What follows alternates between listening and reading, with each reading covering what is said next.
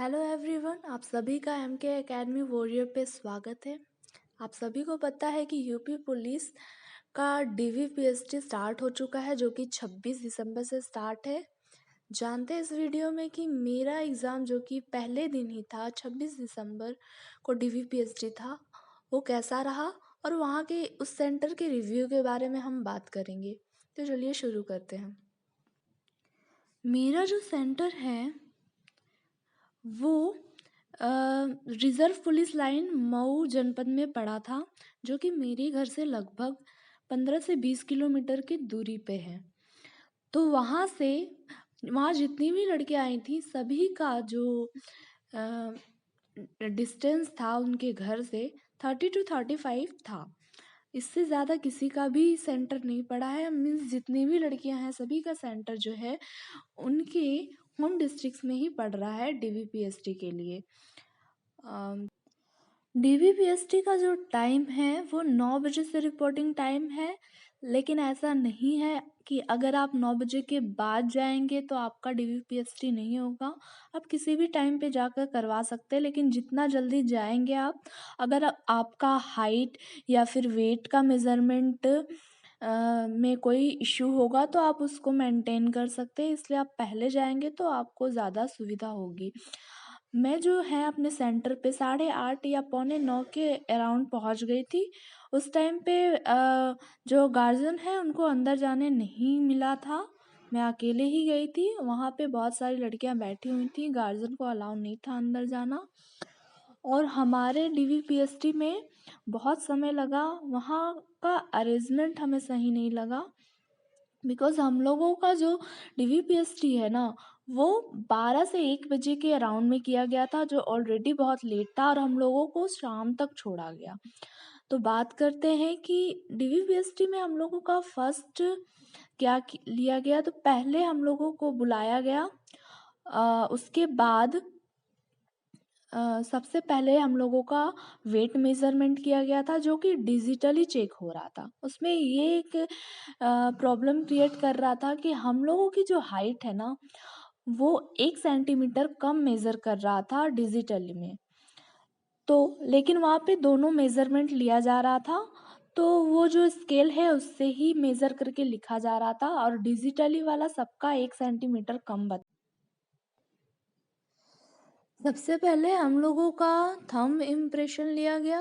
उसके बाद हमें दूसरे डेस्क पे भेजा गया, जिसमें हमें 10 थंब का इम्प्रेशन लिया गया। सभी की अलग अलग फाइल बनाई गई थी, और फिर हम लोगों का डीवीपीएसटी हुआ। मीन्स हम लोगों का जितने भी सर्टिफिकेट थे वो चेक किए गए, जैसे कि फॉर्म में दिया गया है। आपको उसी सीक्वेंस में अपना सारे डॉक्यूमेंट्स को रखना है, ताकि वहाँ पे कोई प्रॉब्लम ना हो चेक करने में। तो हर एक चीज़ को बहुत अच्छे तरीके से चेक किया जा रहा था। आपका सबसे पहले आपका फॉर्म मांगा जा रहा था, एप्लीकेशन फॉर्म, जो आपने ऑनलाइन जब भरा था, जब अप्लाई किया था उस टाइम पे जो आपको डॉक्यूमेंट्स मिला था वो। उसके बाद आपको चाहिए था एडमिट कार्ड, और वो दोनों उससे ही मैच कर रहे थे। आपका सबसे पहले आधार कार्ड और उसका फोटोकॉपी चाहिए था। सेकंड आपका चाहिए था 10th की मार्कशीट, और 10th की मार्कशीट चाहिए थी, और 10th का जो आपका सर्टिफिकेट है वो, फिर 12th की सेम मार्कशीट और सर्टिफिकेट दोनों, और आपका जो मूल निवास है ना वो चाहिए था, और जातीय प्रमाण पत्र आपको जेरोक्स और ओरिजिनल। और जो जातीय प्रमाण पत्र है वो 23 वो अप्रैल 2023 के बाद का, और 16 जनवरी 2024 से पहले का होना चाहिए, तो ही वो मान्य कर रहे थे, वरना अदरवाइज वो आपको जनरल में डाल दे रहे थे। तो आप देख लीजिएगा कि आपका इस डेट से पहले है कि नहीं है। और अगर आपका किसी चीज़ में जैसे नाम में, फादर्स नेम में, या किसी चीज़ में भी गलती हुई है, तो आप एफिडेविट बनवा के पहले से ही ले जाना। वो एफिडेविट चेक करके फिर उसमें मतलब फिट कर दे रहे हैं। डीवी चेक करने के बाद वहाँ पे 2 सर का साइन लिया गया था। फिर मीन्स आगे प्रोसेस वही लोग कर रहे थे, फाइल का जो है स्टाम्प वगैरह और सिग्नेचर वगैरह जितना भी चाहिए होता है, वो सारा कुछ वो लोग कर रहे थे। और फिर हम लोगों को 5-10 मिनट के लिए और बैठाया गया, जिसमें शायद वो वेरीफाई का जो प्रिंट आउट निकालते हैं ऑनलाइन, वो निकलवा रहे थे। और उसके बाद हम लोगों को छोड़ दिया गया। लगभग अ, पहले दिन है जो वो 50 लड़कियों को बुलाया गया था। सुनने में आ रहा था कि 50, अगले दिन भी 50 था और उसके बाद 75 को बुलाया जाएगा। जो हम लोगों का जो एग्ज़ाम जिस दिन डीवीपीएसटी था ना, उस दिन 50 लड़कियों को बुलाया गया, जिसमें 4 एब्सेंट थी और 1 बॉय था, जो कि मतलब 50 लड़कियों के बीच में 1 बॉय था, जिसका डीवीपीएचडी जो है ना हम लोगों के साथ में करवाया गया। उसने क्या किया था, उसने फॉर्म भरते टाइम मेल की जगह पे फीमेल भर दिया था, जिसकी वजह से उसका जो वो रिजल्ट है ना वो फीमेल में आ गया। तो पता नहीं अब उनका क्या होगा आगे का प्रोसेस। लेकिन उनको फिजिकली अनफिट नहीं किया गया। उनका सारा मेजरमेंट है ना वो मेल वाला ही लिया गया है। जैसे उनकी हाइट हो गई, चेस्ट हो गया, और जो भी जो वेट होता है वो हो गया, वो सारा मेल का ही लिया गया। लेकिन उनको रिमार्क पे रखा गया है।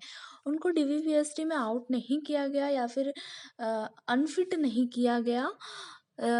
वो अब आगे का प्रोसेस में ही पता चलेगा कि उनके साथ क्या किया गया है, क्योंकि उनका जो लिस्ट है ना, लिस्ट में जो नाम आया वो फीमेल कैटेगरी में आया। अगर उनका मार्क्स जो है बॉयज़ कैटेगरी से में जिस भी कैटेगरी से वो बिलोंग करते हों, अगर उससे ज़्यादा होगा तो मे बी उनका संशोधन कर दिया जाए आगे जाकर रिजल्ट के टाइम पे।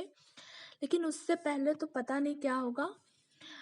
तो हमारे जो सेंटर है ना उसमें 50 लड़कियों में ज़्यादातर मुझे जनरल, ईडब्ल्यूएस और ओबीसी की लड़कियां दिखी। एसटी एससी की मुझे एक भी लड़की नहीं दिखी। यानी पहले दिन जो है वो कैटेगरी वाइज बुलाया जा गया है, जो इसमें जनरल लड़कियां और ईडब्ल्यूएस की 30+ थी और कुछ ही लड़कियां जो थी वो ओबीसी की थी। हो सकता है उनको अगले दिन डीवीपीएसटी के लिए बुलाया जाए। आई होप आपको ये वीडियो यूज़फुल लगी हो, तो मेरे इस चैनल को लाइक, शेयर, सब्सक्राइब कर दें। जितने भी लोग हैं जिनका इस तरह से मिस्टेक हुआ है, मतलब किसी भी चीज़ में मिस्टेक हुआ है, तो वो पहले से मतलब ऐसा ना सोचे कि वो फेल हो जाएंगे या अनफिट कर दिए जाएंगे। वहाँ जाके आप अपने प्रॉब्लम बताओगे तो मे बी वो कंसीडर करे और आगे संशोधन किया जा सके। तो आप डीवीपीएसटी के लिए ज़रूर जाएं। धन्यवाद।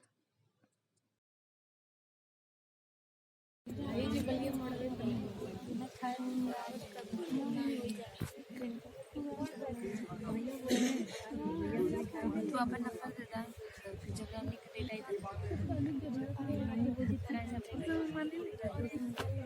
अब कहाँ सब जाते हैं।